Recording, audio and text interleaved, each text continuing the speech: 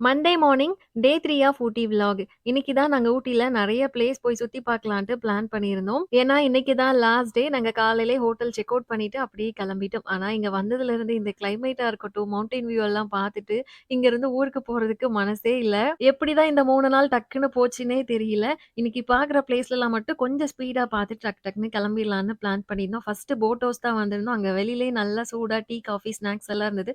ஆளுக்கு ஒரு ஸ்நாக்ஸ் சாப்பிட்டுட்டு வந்திருந்தோம். போட்ல போறப்போ அந்த வியூ எல்லாம் சொல்லவே வேணாம். ரொம்ப அழகா இருந்தது. போட் ஹவுஸ்க்கு பக்கத்திலேயே மினி ட்ரெயினுமே இருந்தது. குழந்தைங்க என்ஜாய் பண்ணுவாங்கன்றதுனால அதுலயுமே ஒரு ரவுண்ட் கூட்டிட்டு போனோம். பாப்பா இதுவரைக்கும் ட்ரெயின்ல போனதே இல்ல. ஃபர்ஸ்ட் டைம் தான். அவ வந்து நல்லா ஜாலியா விளையாடிட்டு வந்தா. இங்கேயுமே வெளியில நெறைய ஸ்ட்ரீட் ஷாப் இருந்தது. எங்களுக்கு புடிச்ச மாதிரி ஹேண்ட் பேக்ஸ் எல்லாம் பார்த்தோம். அப்புறமா ஊட்டி ஃபேமஸ் எவர்லாஸ்டிங் ஃப்ளவர் நம்ம வீட்டுக்கு ஒரு பஞ்ச் வாங்குனேன். அப்புறமா லஞ்ச் சாப்பிட்டுட்டு நாங்க ஈவினிங் போல டீ பார்க் போயிருந்தோம். இங்க ஃபுல்லாவே மிஸ்ட் தான். கண்ணுக்கு எட்டுன தூரம் வரைக்கும் ரொம்ப நல்லா இருந்தது.